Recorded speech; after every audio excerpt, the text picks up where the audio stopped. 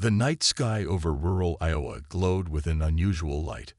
Farmer John Miller stood on his porch, eyes wide with wonder. A streak of fire tore through the darkness, growing larger by the second. His wife, Sarah, rushed out to join him. "What in tarnation is that?" John muttered, squinting at the approaching object.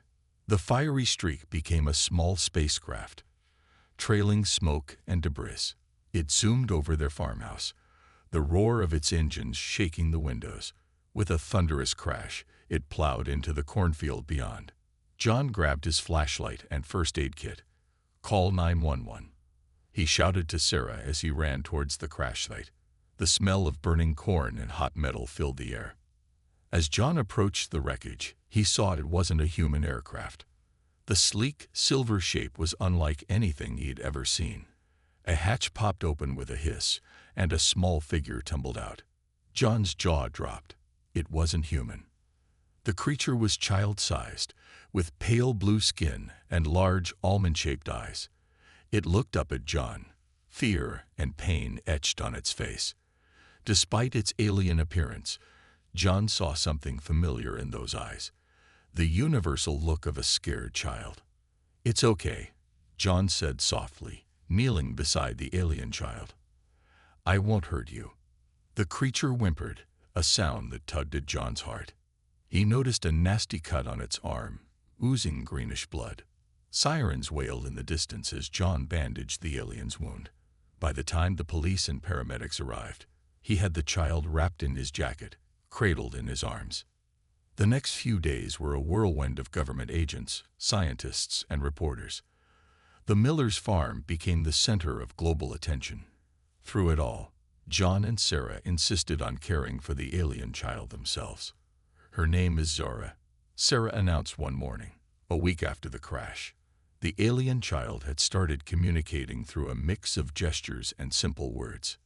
Zara quickly captured the hearts of not just the Millers, but the entire world. Her playful nature and quick learning made her seem both alien and familiar. She loved Earth foods, especially ice cream, and was fascinated by simple things like butterflies and rainbows. But as Zara's English improved, a darker story emerged. One night, as Sarah tucked her into bed, Zora's eyes filled with tears. "Bad people coming," she whispered. Sarah sat on the edge of the bed, her heart racing. "What bad people, sweetie?" Zora's words came out in a rush, her alien accent thick with emotion. She spoke of a cruel empire that ruled many worlds. Her people had rebelled, fighting for freedom. In retaliation, the empire had decided to make an example of them. "They take children," Zora said, her voice trembling. "Make us fight. Make us hurt others." Sarah gathered Zora in her arms, horror and anger swirling in her chest. "You're safe now," she murmured. "We won't let anyone hurt you." But even as she said it, Sarah wasn't sure she could keep that promise. The next day, John and Sarah shared Zora's story with the authorities. The news spread quickly, sparking global outrage and debate. How could Earth protect one alien child against an advanced interstellar empire? The answer came sooner than anyone expected. Exactly 1 month after Zora's arrival, every screen on Earth flickered to life with the same message. A stern-faced alien appeared, its features sharp and predatory. "People of Earth," it said in a booming voice, "we are the Galactic Council. You harbor a fugitive from justice. Return the child known as Zara immediately, or face the consequences." The world held its breath, waiting for Earth's leaders to respond. But in a small farmhouse in Iowa, the decision had already been made. John looked at Sarah, then at Zara, who clung to them both with trembling hands. He nodded, his jaw set with determination. "Like hell we will," he growled at the screen. In that moment on a small farm in Iowa, humanity's greatest challenge, and its finest hour, began. The world changed overnight. Screens everywhere showed the alien face from the Galactic Council. People in cities and villages alike stared at their TVs and phones, trying to make sense of what was happening. In Washington, D.C., President Laura Chen called an emergency meeting. Leaders from all countries joined through video calls. They all looked worried and tired. "We need to decide what to do," President Chen said. "The Galactic Council wants Zora. What do we tell them?" The room burst into loud arguments. Some leaders wanted to give Zara back to avoid war. Others refused to hand over a child to cruel aliens. Meanwhile, in Iowa, John and Sarah Miller watched the news with scared faces. Zara sat between them on the couch, not fully understanding what was happening. "They can't take her," Sarah said, hugging Zora close. "She's just a little girl." John nodded, his face hard. "We won't let them." Suddenly, all TVs switched to a new message from the Galactic Council. The alien face looked angry now. "People of Earth," it said in a cold voice, "you have 1 Earth week to return the fugitive Zora. If you refuse, we will cut off all trade with your planet. No alien visitors will come to Earth. You will be alone in the galaxy." The alien paused, its eyes narrow. "And if you still refuse, we have other ways to make you obey." The screen went black. People around the world felt scared and angry. Back in Washington, the emergency meeting got even more heated. Some countries wanted to fight the Galactic Council.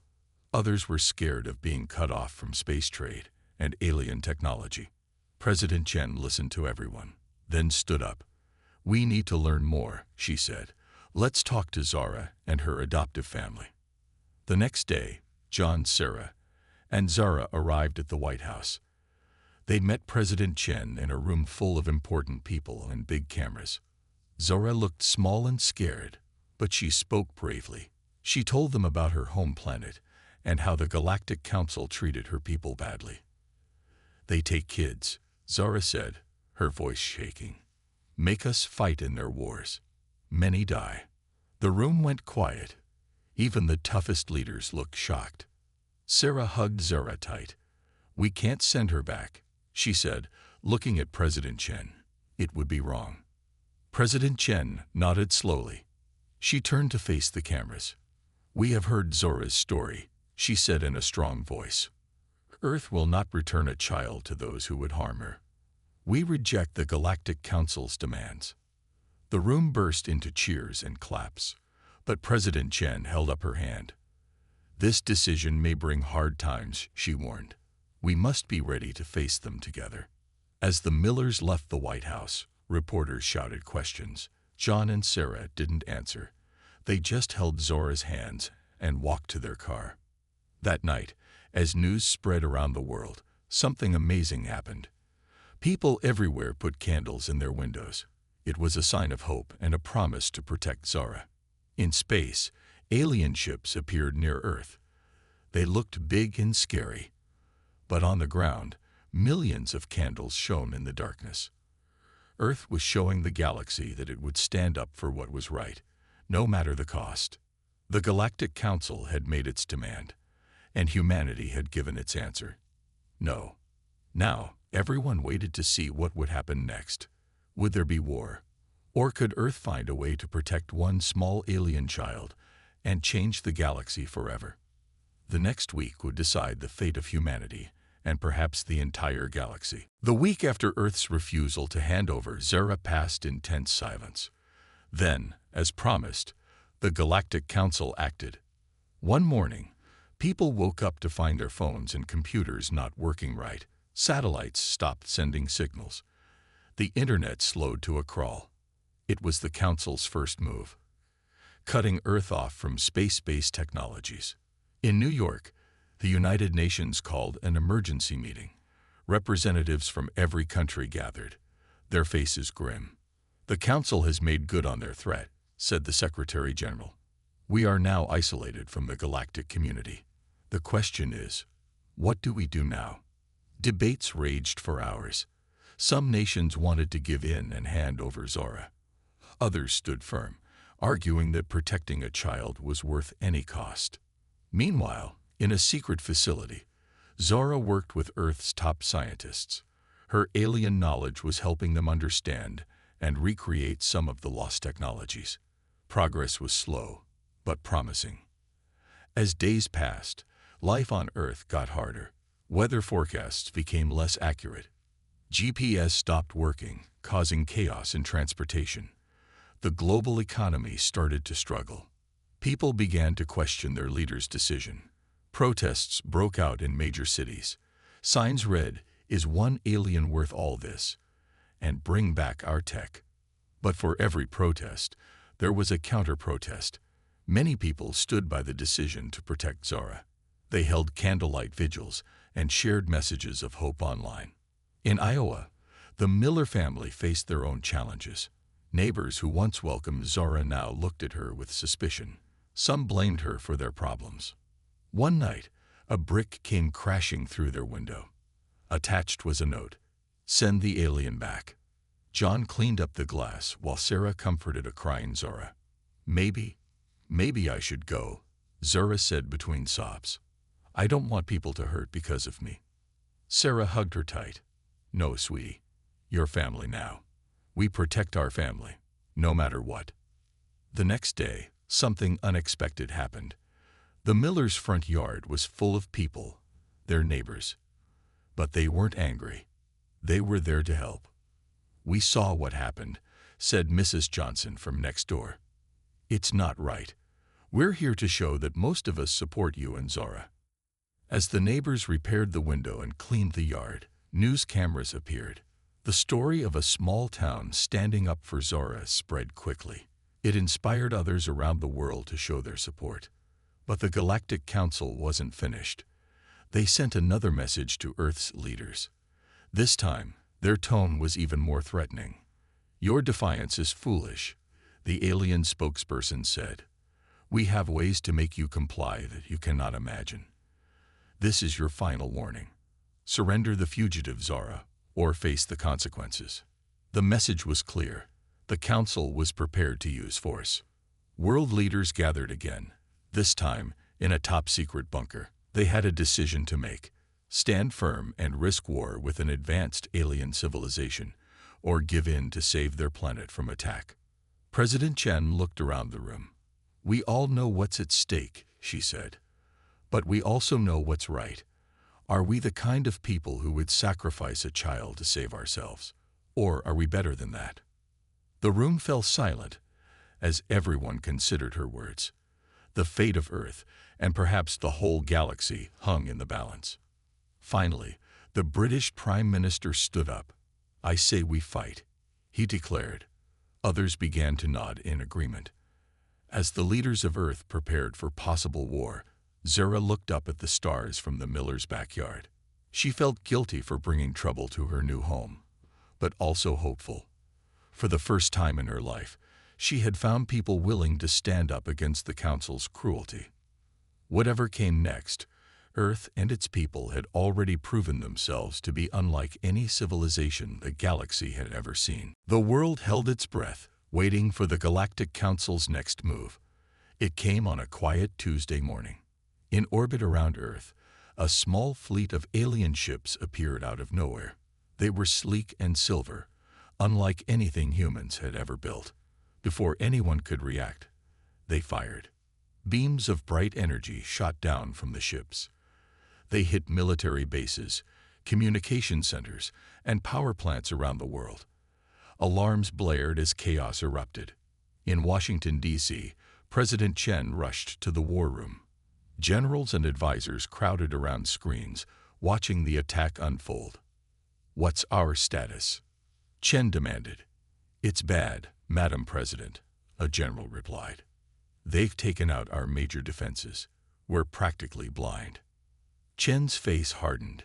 "What about Project Zora?" The room fell silent. Project Zora was top secret, a plan to use Zora's alien knowledge to boost Earth's defenses. Nobody knew if it was ready. "It's our only chance," Chen said. "Activate it. Now." Across the world, hidden devices came to life. They were a mix of human and alien tech, built with Zora's help. As the alien ships prepared for another attack, the devices powered up. In Iowa, Zora sat with the Millers, watching the news with tears in her eyes. "This is all my fault," she whispered. John put his arm around her. "No, sweetie. The council's cruelty is to blame, not you." Suddenly, their TV went fuzzy. Outside, a strange humming filled the air. Back in space, the alien ships fired again. But this time, something amazing happened. The energy beams hit an invisible shield around Earth. They bounced off, harmless. In the war room, people cheered. Project Zora had worked. Earth had a defense against the Council's weapons. The alien ships tried again and again, but nothing got through. Finally, they stopped. A message came through on all channels. It was the Council's leader, looking angry and confused. "Impossible," the alien sputtered. "How did you primitive humans stop our attack?" President Chen stepped forward, her face stern. "We are not as primitive as you think," she said. "And we will not be bullied. Leave our planet now, or face the consequences." The alien ships retreated, disappearing as quickly as they had come. For the first time, Earth had stood up to the Galactic Council, and won. News of the victory spread fast. People poured into streets around the world, cheering and hugging strangers. It wasn't just a win against aliens. It was proof that humanity could stand together against any threat. In Iowa, the Miller's house became the center of a big celebration. Neighbors brought food and drinks, thanking Zara for her help in saving Earth. Zara looked around in wonder. "I don't understand," she said. "On my world, people would have given me up to save themselves. Why did you all fight for me?" Sarah knelt down, looking Zara in the eyes. "Because that's what humans do," she said.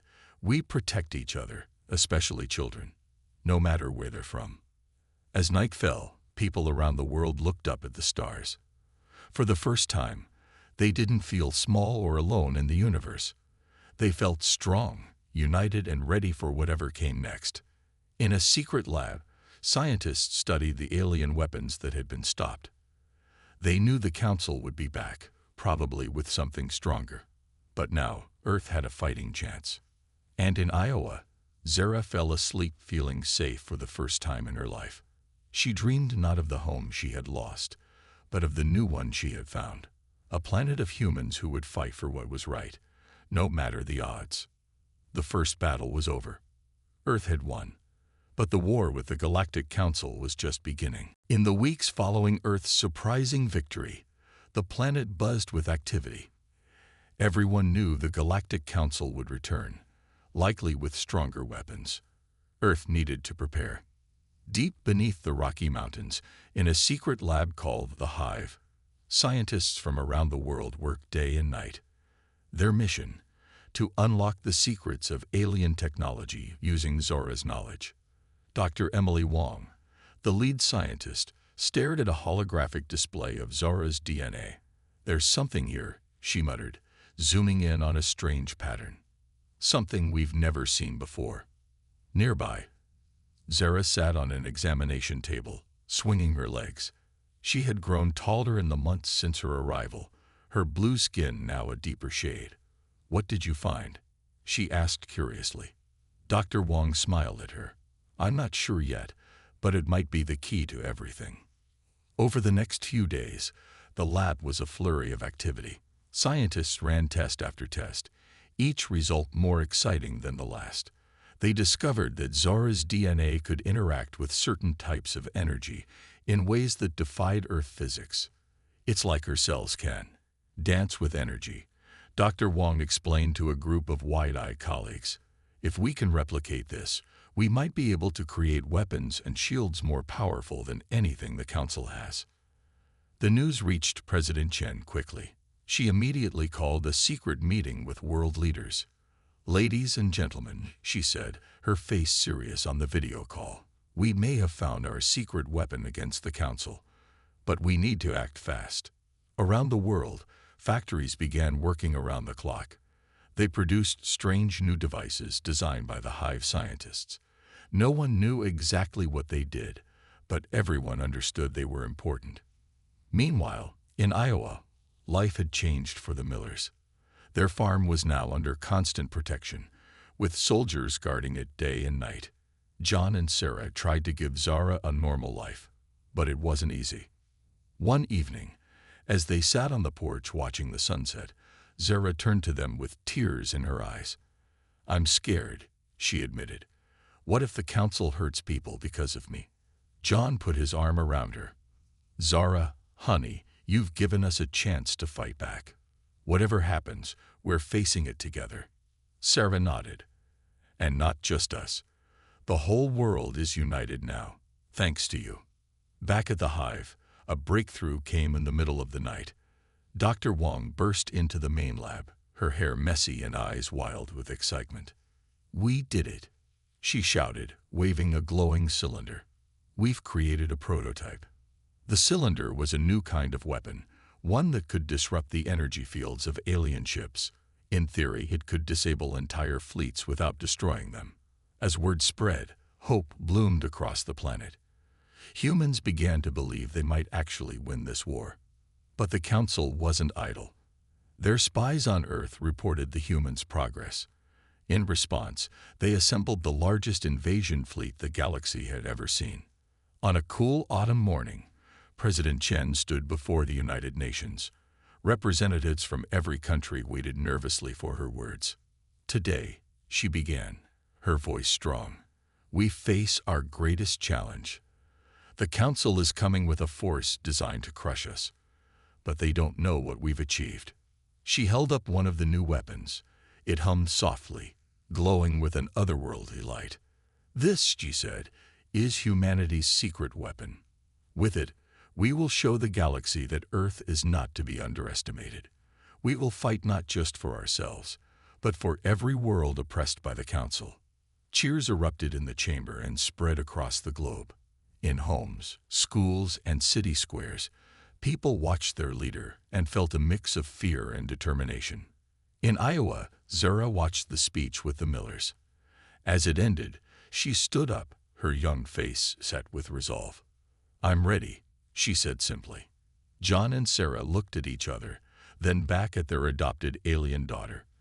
They knew that whatever came next, it would change the fate of two civilizations forever. The final battle for Earth and the future of the galaxy was about to begin. The sky turned dark as thousands of Galactic Council ships appeared above Earth. They looked like angry storm clouds, ready to rain destruction. People everywhere looked up in fear and awe. In the White House war room, President Chen stood surrounded by military leaders. Large screens showed the alien fleet's position. "It's time," Chen said, her voice steady. "Launch Operation Stardust." Around the world, secret bases came to life. Hangar doors opened, revealing Earth's new fleet. These ships were smaller than the alien ones, but glowed with the same strange energy as the weapons from the hive. As Earth's ships rose to meet the invaders, Zara and the Millers watched from a special bunker. Zara's hands were pressed against the view screen, her eyes wide. "I never thought humans could build ships like that," she whispered. John put a hand on her shoulder. "We couldn't have done it without you, kiddo." In space, the battle began. The Council ships fired first, their energy beams lighting up the sky. But when they hit Earth's ships, something amazing happened. Instead of exploding, Earth's ships absorbed the energy and grew stronger. On the Council's main ship, the alien leader watched in shock. "Impossible," he roared. "How are they doing this?" The answer came quickly. Earth's ships fired back, using Zara's energy dancing technology. Their beams cut through the Council's shields like they weren't even there. All over the planet, people cheered as they watched alien ships fall from the sky. But the Council had one last terrible trick. A massive ship, bigger than a city, moved into position above Earth. It began to glow, charging up for a planet-killing blast. In the war room, alarms blared. "We can't stop a shot that big," a general shouted. But President Chen didn't panic. She pressed a button and spoke into a microphone. "Dr. Wong, it's time for the Zora special." In a secret lab, Dr. Wong nodded. She and Zora had worked on this plan for weeks. It was dangerous, but it was their only hope. Zara stepped onto a special platform. Machines whirred around her, reading her unique energy signature. Then, with a bright flash, that energy was beamed to every ship in Earth's fleet. The effect was immediate. Earth's ships began to glow brighter than ever. They flew faster, their weapons grew stronger. It was as if Zara herself was protecting each one. As the Council's giant ship prepared to fire, Earth's fleet swarmed it. Their combined beams pierced its hull, causing explosions all over its surface. The alien leader watched in disbelief as his ultimate weapon fell apart. He had one last chance to win. He aimed what was left of the ship's power at a single target, the bunker where Zara was. But he was too late. Earth's ships formed a shield around the planet, their Zara-enhanced energy creating a protective bubble. The Council's last desperate attack bounced off harmlessly. In space, the remains of the Council fleet retreated. Cheers erupted around the world as people realized what had happened. Earth had won. In the bunker, Zara collapsed, exhausted from sharing her energy. The Millers caught her, hugging her tight. "You did it, Zara," Sarah said, tears in her eyes. "You saved us all." Zara smiled weakly. "No," she whispered. "We did it. All of us together." As news of the victory spread, something incredible happened. Other alien races, long oppressed by the Council, began to revolt. They had seen that the Council could be beaten, and they were inspired by Earth's bravery. In the days that followed, ships from 100 worlds came to Earth, not to fight, but to thank humanity for showing the galaxy a new way. President Chen met with the alien leaders on a stage in front of the United Nations. Zara stood beside her, no longer hiding. "Today," Chen announced, "we begin a new chapter, not just for Earth, but for all free people of the galaxy." The crowd cheered, humans and aliens together. As Zara looked out at them all, she realized she had found more than just a new home. She had found hope for the entire universe. 10 years had passed since Earth's victory over the Galactic Council. The universe had changed in ways no one could have imagined. On a bright morning, Zara stood on a balcony in the new Galactic Unity Tower in New York. At 18, she had grown into a tall, confident young woman. Her blue skin shimmered in the sunlight as she looked out over the city. Below, humans walked side by side with aliens from 100 different worlds. Hover cars zipped between buildings that reached into the clouds. It was a scene from a sci-fi dream, now everyday reality. John and Sarah Miller joined Zara on the balcony. They had aged, but their eyes still sparkled with the same kindness that had first welcomed a scared alien child to Earth. "Ready for the big day?" John asked, straightening Zara's collar. Zara nodded, taking a deep breath. "I think so. I just hope I don't mess it up." Sarah laughed. "You'll do great, honey. You've been preparing for this your whole life."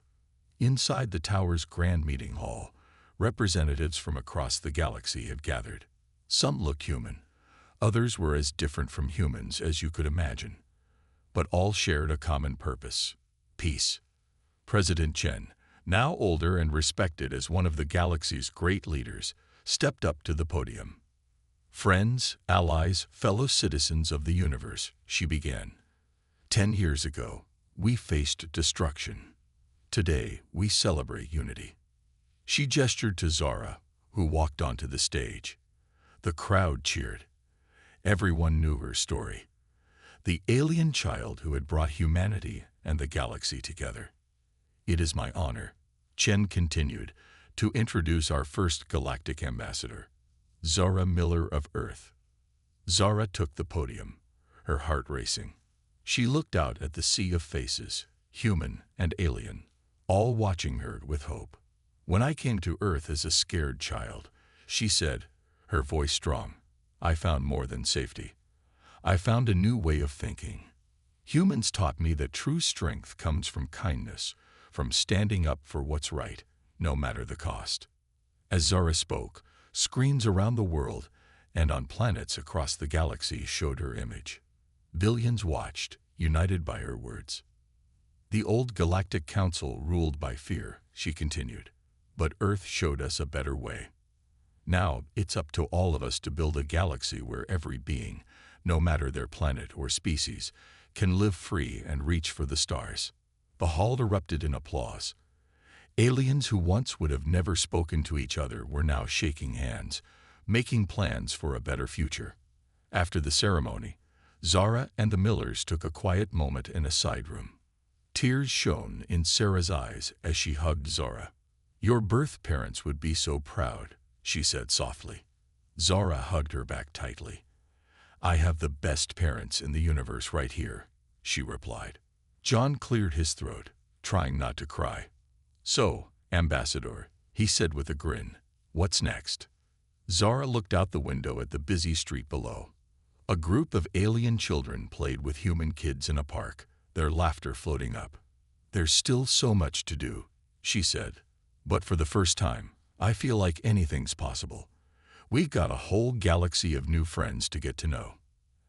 As they left the tower, people and aliens alike stopped to greet them. Zara smiled, remembering the scared little girl she had once been. Earth had given her a home, and now she was helping to give the whole galaxy a fresh start. That night, as stars twinkled in the sky, people on Earth and 1,000 other worlds looked up with new hope. The universe was vast and full of wonders, but now it felt a little smaller, a little friendlier. And it had all started with one simple act of kindness, a family opening their hearts to a child from the stars.